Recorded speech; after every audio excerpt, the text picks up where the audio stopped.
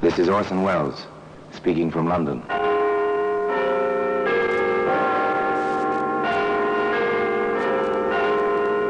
The Black Museum, a repository of death. Here in the grim stone structure on the Thames, which houses Scotland Yard, is a warehouse of homicide, where everyday objects, a piece of wire, a chemist's flask, a silver shilling, all are touched by murder.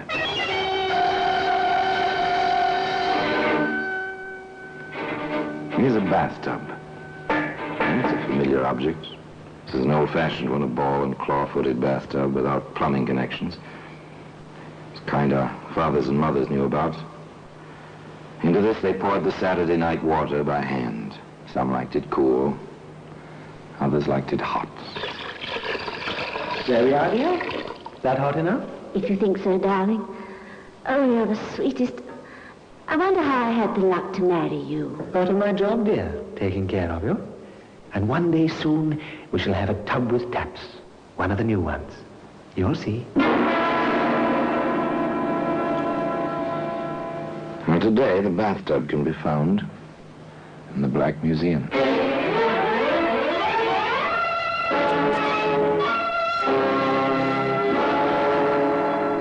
From the annals of the Criminal Investigation Department of the London Police, we bring you the dramatic stories of the crimes recorded by the objects in Scotland Yard's Gallery of Death, the Black Museum. In just a moment, you will hear The Black Museum, starring Orson Welles.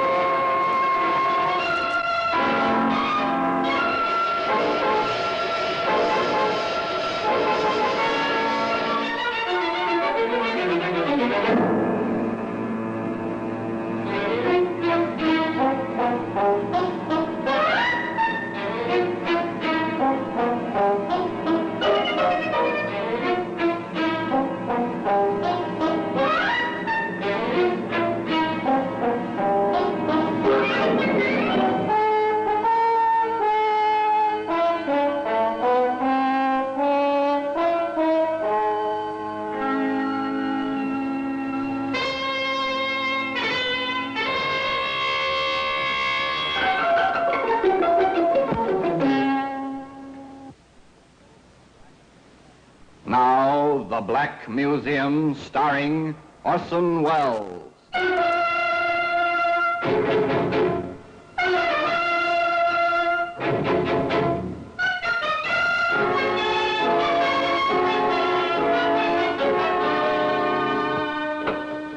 Here we are. Here we are in the Black Museum, Scotland Yard's mausoleum of murder.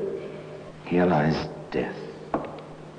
Like the ordered rows of markers in a military cemetery, the white cards of the black printing line the silent shelves, the cabinets, the crowded floor, each card identifying a means to murder. A lovely wine glass here, beautiful ringing crystal. Yet in that sound was terror. In this glass was poison and horrible writhing death. Now here we are, here's the bathtub. So innocent, even comical. Basis for 1,000 jokes, foundation for laughter, circa 1910. No plumbing attached, of course. One poured the water in from buckets and pitchers. Truly an effort, the use of such a tub as this. Definitely a matter for an interior, not for an exterior. Certainly not for a garden like this, where in the peaceful year of 1910, Edward Jones read aloud to his wife, Evelyn. Friendship is constant in all other things save in the office and affairs of love. Therefore all hearts in love use their own tongues. Let every eye negotiate for itself and trust no agent. For beauty is a witch against whose charms faith melteth into blood. This is an accident of hourly proof which I mistrusted not. That's Shakespeare's Much Ado About Nothing, my dear. Like it? You read so well, Eddie, darling. So well. I do like it here, Evelyn. I wish nothing ever interrupted us. But, as the bard said, the world is too much with us. You make that sound as if you were going off on another trip. Are you, darling? I'm afraid so. That case for Mr. Carter, the Ming Dynasty cherry water bottle, remember? I've heard of one up north.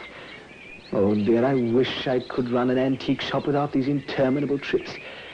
But I suppose there's nothing for it. Too bad. Poor Eddie, poor Evelyn, separated so often and for such long periods. But business is business, and a living must be made.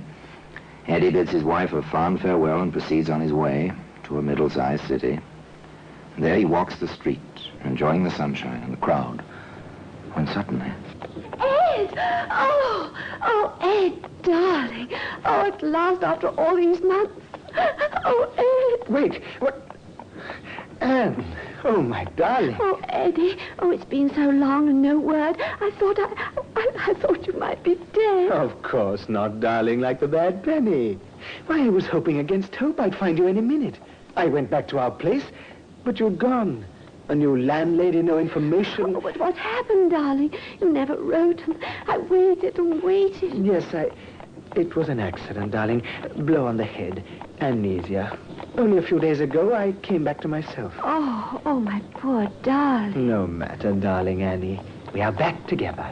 Once again, we are husband and wife. So that's the little game, is it?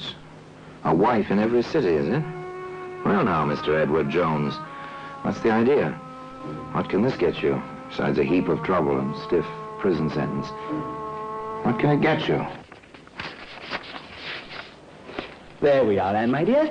I've signed mine. Now you sign yours. You see? Ladies are first, except in getting off trolley cars or signing wills. Oh, Eddie, you are sweet. There we are. Now, oh, heaven forbid, anything happens to you, all you have is mine, and vice versa, if anything should happen to me. Heaven forbid, Anne, my dear.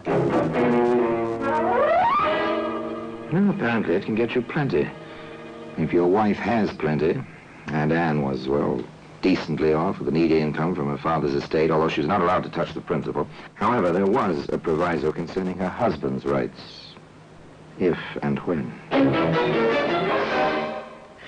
I'm horribly upset about it, Doctor. Here she is, apparently in perfect health. She has an awful fit, and all she remembers about it is a slight headache. She's my wife, Doctor. These things happen, Mr. Jameson, I can assure you. Oh. So Eddie Jones is Eddie Jemison hereabouts. Ah, it's interesting. Nothing. I found absolutely nothing physiologically wrong with Mrs. Jameson. She's in perfect physical health. Now then. But how can I be, Doctor, when I have these terrible fits? There are such things even we doctors don't know yet, my dear. Such as the reaction of the human mind to great stress. And you've been through such stress with Mr. Jameson missing so long. But what can we do about it, Dr. Margetson? Oh, just rest, relaxation, quiet, peace. Most important, relaxation. Now, I'll prescribe a mild sedative each night before sleeping. So simple, so easy, so diabolical, and so considerate. No, Anne, darling, you mustn't even fetch your own bathwater. There we are, almost full, and nice and warm. Just right to relax in, just as the doctor ordered. Oh, Eddie, I don't know why you do all this for me. I don't do half as much for you. You do, darling, just by being. You know that, don't you? No, I say it 100 times a day. Eddie, you're sweet. All right, my dear. Now step in. I'll help you. Take care. The water may be hot, and the tub may be slippery. There we are, dear. That hot enough? If you think so, darling. Oh, you're the sweetest. Oh, I wonder how I had the luck to marry you. Part of my job, dear, taking care of you. And one day soon we shall have a tub with taps, one of the new ones. You'll see. Ready to sit down, darling? Mm-hmm.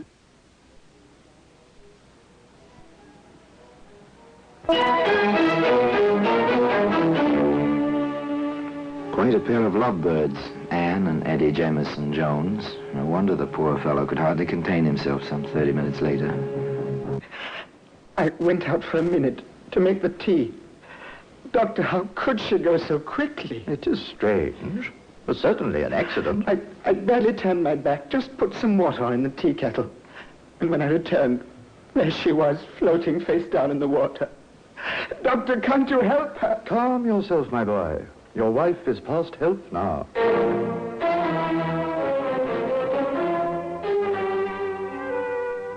So such tragedy, such tears, and a will by which Eddie came into something over 800 pounds. In 1910, that was a fair amount of money. Enough for a man to live on with his wife for quite some time, while he read Shakespeare aloud in a quiet garden. Shall I compare thee to a summer's day? Thou art more lovely and more temperate. Rough winds do shake the darling buds of May, and summer's lease hath all too short a date. Evelyn, how you stand for me, all my absences, I hardly know. I suppose I love you, dear. You are nice. And you're a good provider. So until you come back, I'm always content to wait. Go on. Read some more, darling. Yes. Yes, of course. Nor shall death brag thou wanderest in his shade, when in eternal lines to time thou growest. So long as men can breathe or eyes can see, so long as... Nor shall death brag, the young man read aloud, but where were his thoughts? On his next trip? On the story he would invent? And which story? To which woman? His ever-faithful Evelyn, or young Libby, whom he took to wife some 2 months later? So this is the bride, Mr. Jameson. This is Mrs. Jameson. Isn't she lovely? Oh, Eddie, stop it. We're only married a few hours, and you're embarrassing me already. My deepest apologies, darling. Are our quarters ready? Oh, they certainly are. I'll let my boy help you with the bags. It's not every night we have a bride and groom in this house, you know. No, not every night. This promised to be eventful indeed, particularly if you knew Eddie Jameson Jones. Oh, Mrs. Grundy. Yes, Mr. Jameson? I hate to bother you, but could we have enough hot water for a warm bath? My wife hasn't been well. Some kind of spell, almost a fit. Took her to a doctor yesterday. Oh, dear. And so young she is. Nothing serious, just needs relaxation. That's what the doctor said. She insisted on going through with the wedding, even though I thought it might be better to postpone it. So a good warm bath. Nothing quite so relaxing, is there? I'll set the fire going right away. You shall have all... Oh, yes. Aria da capo. Repeat the theme, this time with a variation. And the variation was a bag of tomatoes.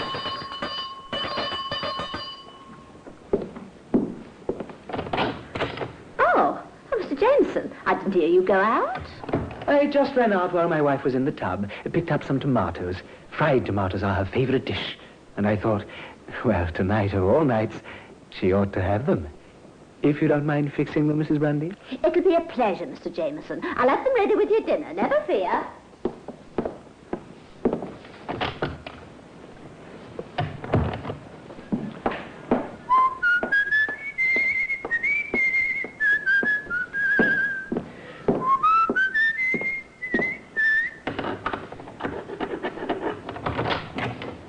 It's me, Libby, darling. I'm back. Libby! Libby, are you there?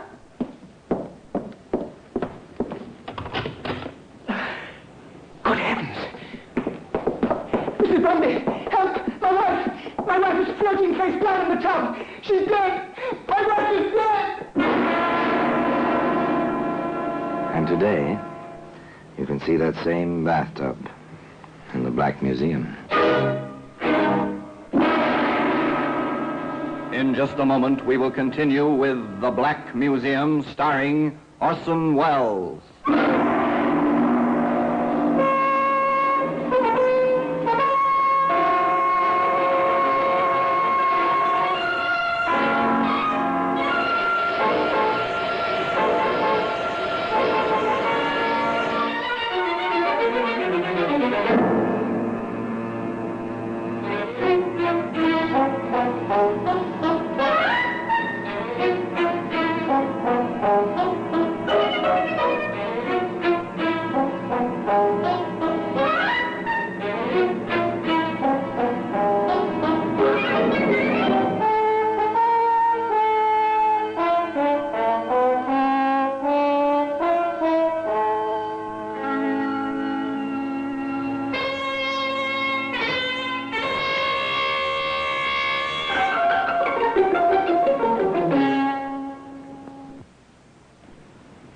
And now we continue with The Black Museum, starring Orson Welles.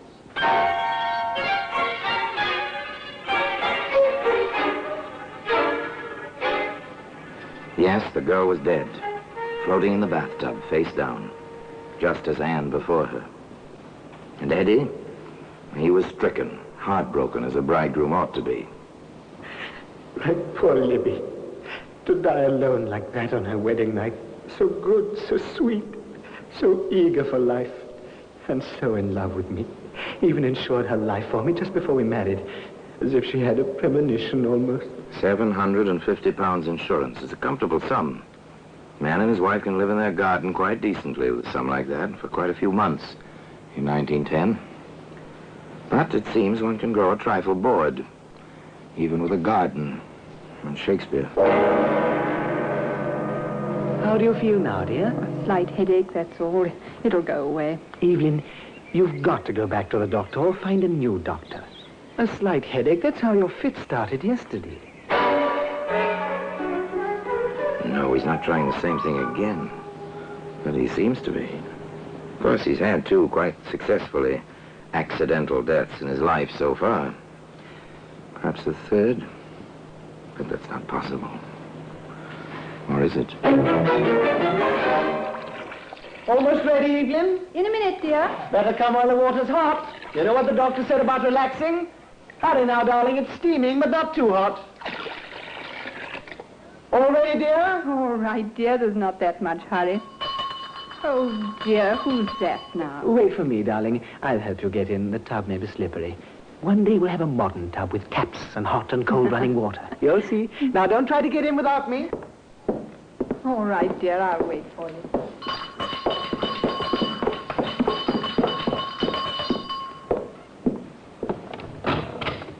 Yes, Are you Edward Jones? I am. We're police officers from Scotland Yard. We have a warrant for your arrest. The charge is murder. I must warn you that anything you say may be taken down in writing and used in evidence. Please come quietly. No, Evelyn Jones never took that bath. She never had another fit, either. Though she sat in the courtroom for the entire trial. The trial of the Crown versus Edward Jones, also known as Edward Jemison.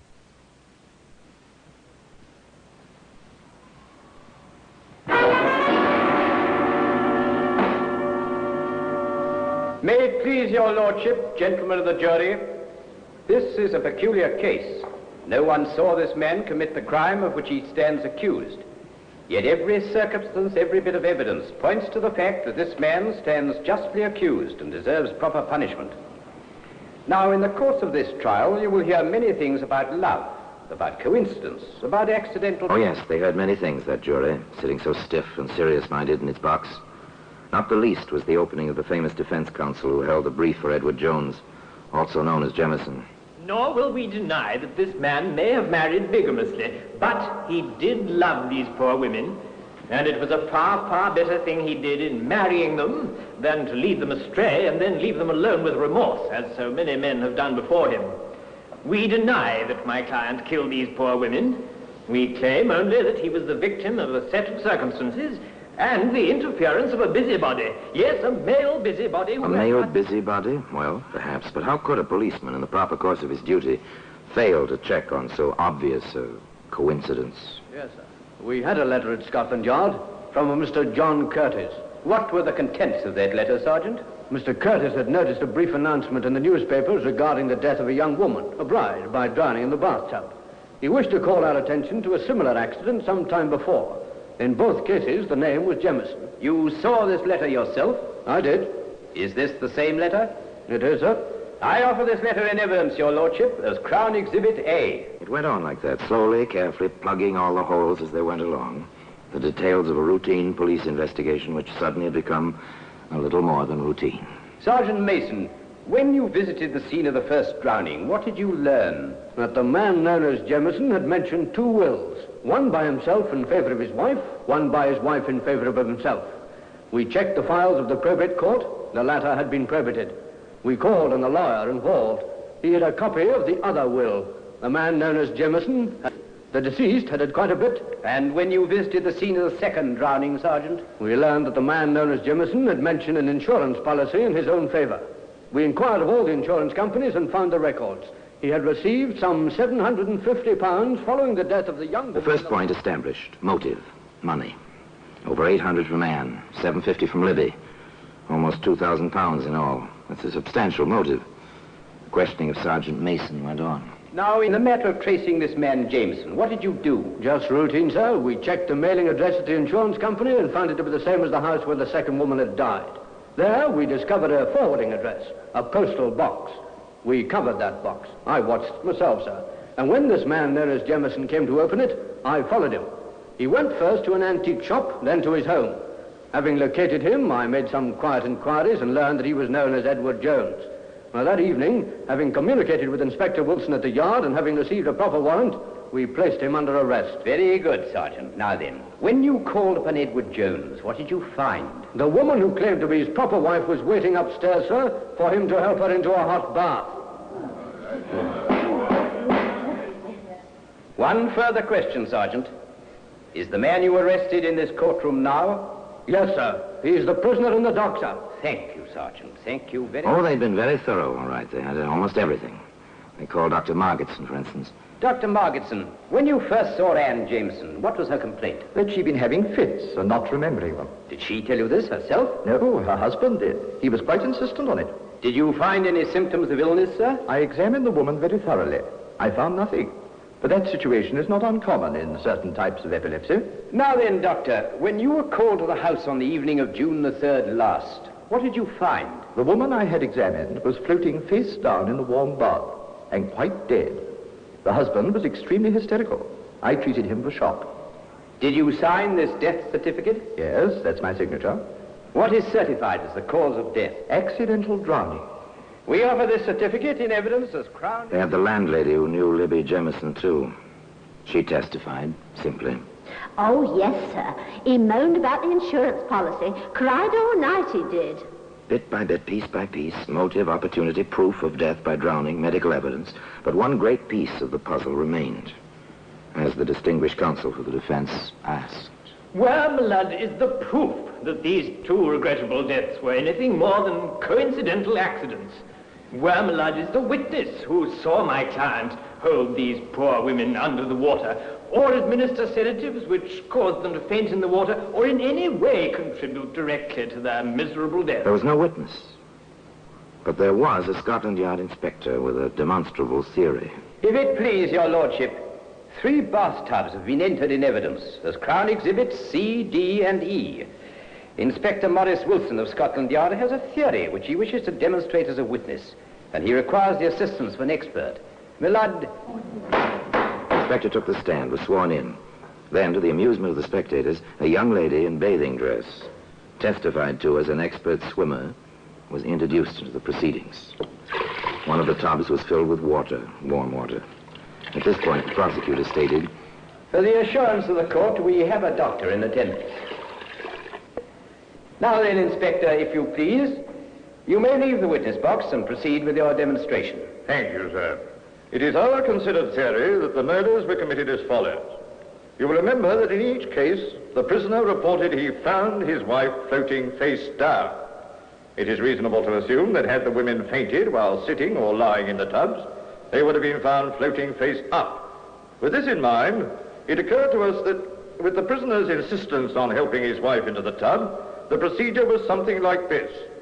May I, young lady? Of course, Inspector. Notice she is standing in the water. Now, prepare to sit down, please. Observe that she bends forward, grasps the side of the bathtub. I seize her ankles thus, and she falls forward on her face. Doctor, please, Inspector, get her out of that tub. The girl's unconscious. Get her out before her lungs fill and she drowns. Some hours later, the jury reported. We have reached a verdict, my lad. We find the prisoner guilty of willful and premeditated murder. Well, that same bathtub is where you'd expect to find it today. In the Black Museum. Orson Welles will be back with you in just a moment.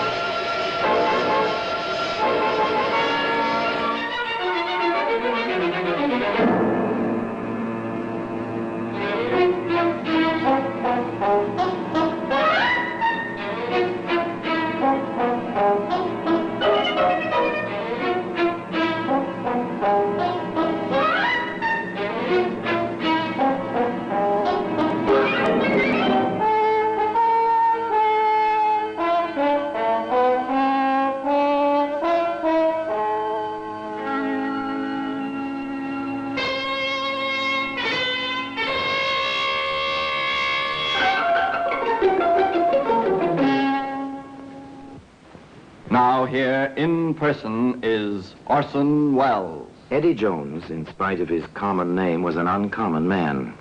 Some said he was quite mad.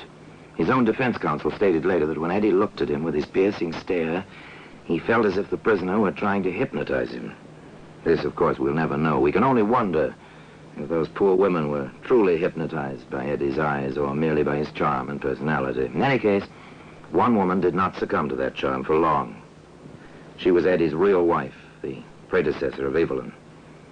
This woman was swindled by Eddie, but found him out and sent him to prison for 2 years. Eddie swore to kill her. She fled to Canada when Eddie left prison that time. But she came back to England and was in the courts the day Eddie Jones was sentenced to hang. And now, until we meet next time, till we meet in the same place and I tell you another story about the Black Museum, I remain, as always, obediently yours.